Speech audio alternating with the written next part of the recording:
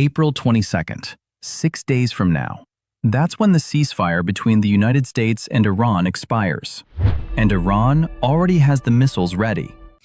Satellite images taken this week show Iran clearing debris from underground missile bases, front-end loaders, dump trucks, bulldozers working around the clock. The same bases the United States spent 40 days bombing are being reopened. The launchers that were buried underground are being recovered. U.S. intelligence estimates that half of Iran's missile arsenal survived the war, thousands of missiles, and right now, they're being prepared to fire again. This isn't speculation. This is happening, and it's happening while President Trump says the war is almost over. Let me show you what's actually going on. When the ceasefire began on April 8th, the United States thought it had won. The Pentagon said we destroyed 90% of Iran's weapons factories. Trump said we beat them militarily. The assumption was that Iran would use the ceasefire to negotiate surrender. That's not what happened. Iran used the ceasefire to rebuild, and they're doing it openly. CNN obtained satellite images from April 10th through April 14th showing Iran's underground missile bases. These are facilities built into mountains, tunnel networks designed to survive airstrikes. The US and Israel hit these bases repeatedly during the war, blocking the tunnel entrances with rubble to trap the missile launchers inside. But the launchers weren't destroyed. They were just buried. And now, Iran is digging them out. The satellite images show heavy equipment at multiple sites.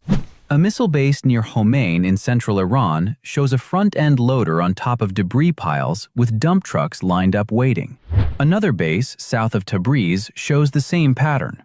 Equipment working at blocked tunnel entrances, debris being hauled away. An expert on Iran's missile program told CNN this is exactly what these bases were designed to do. The concept is simple. You eat the first attack, you dig yourself out, and then you launch again. Iran calls them missile cities, underground complexes that can withstand bombing. Mobile launchers stored inside mountains.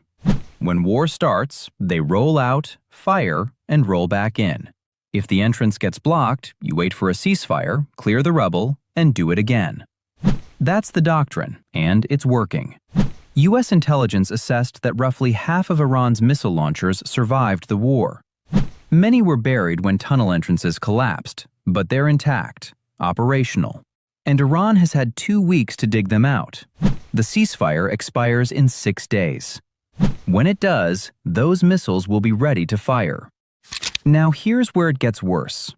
Iran doesn't just have the missiles. They've been restocking. During the war, Iran fired hundreds of ballistic missiles and over 2,000 drones at Israel, U.S. bases, and Gulf Arab states. That depleted their inventory.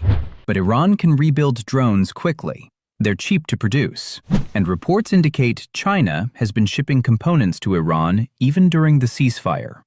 The Wall Street Journal reported that Iran will rely on Russia and China to rebuild its missile program. U.S. intelligence indicates Beijing is preparing to deliver new air defense systems to Iran within weeks. China denied it, but the shipments are reportedly being routed through third countries to hide their origin. So Iran has the launchers, they have missiles, they're getting resupplied, and in 6 days, the ceasefire ends. What happens then depends on whether the U.S. and Iran can reach a deal, and right now, there is no deal. Peace talks collapsed last weekend in Islamabad. Vice President Vance negotiated for 21 hours with Iranian officials. The talks failed. The main issue is Iran's nuclear program. The U.S. demands Iran give up uranium enrichment entirely. Iran refuses.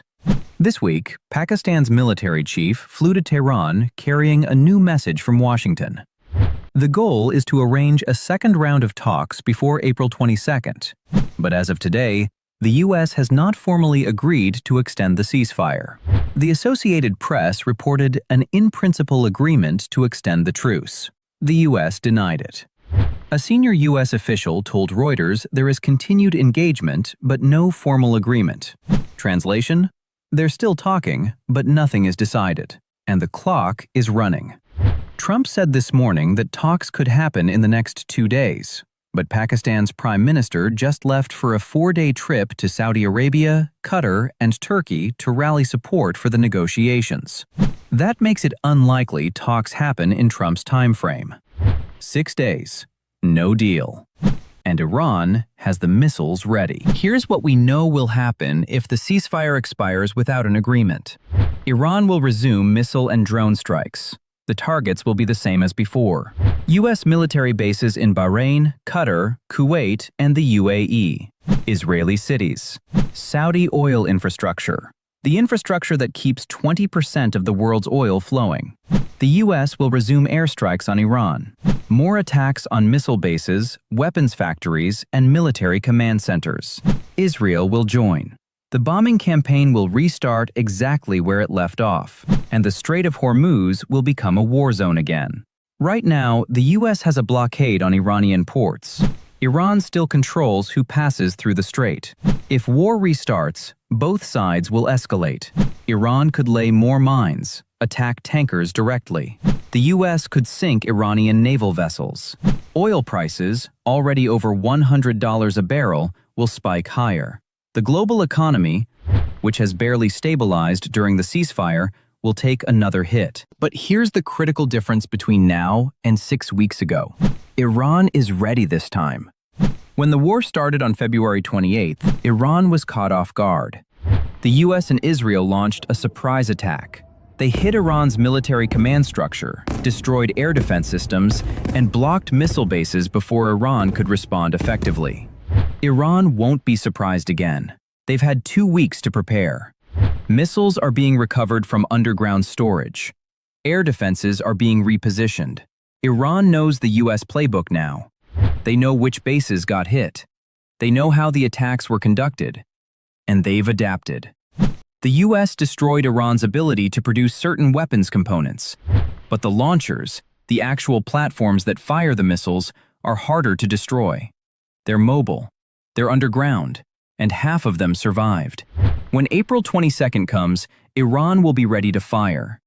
The question is whether the U.S. is ready for a second round. The first 40 days of war cost the United States heavily.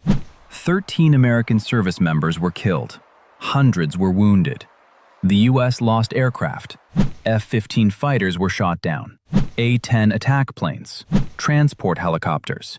An E-3 Sentry early warning aircraft was destroyed on the ground in Saudi Arabia. Iran's air defenses, while degraded, are still operational. And if China delivers new systems, as intelligence suggests, Iran's ability to shoot down U.S. aircraft will improve. A second round of war will be harder than the first. Iran learned, they adapted, and they spent the ceasefire preparing. Meanwhile, the U.S. blockade is already failing.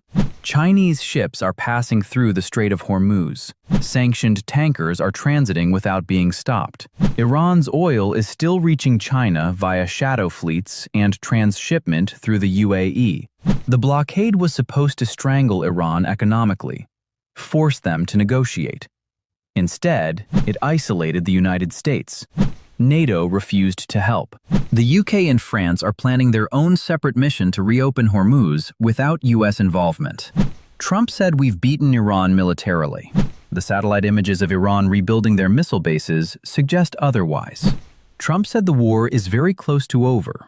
The fact that Pakistan is flying to Tehran begging for a ceasefire extension suggests otherwise. Trump said Iran wants a deal very badly. Iran's refusal to give up its nuclear program suggests otherwise. 6 days. That's what's left. April 22nd, 10 a.m., the ceasefire expires. And unless something dramatic changes in the next 6 days, the missiles fly again. Iran has them ready. The launchers are being cleared. The targets are already chosen. U.S. bases, Israeli cities, Gulf oil infrastructure. The same targets as before.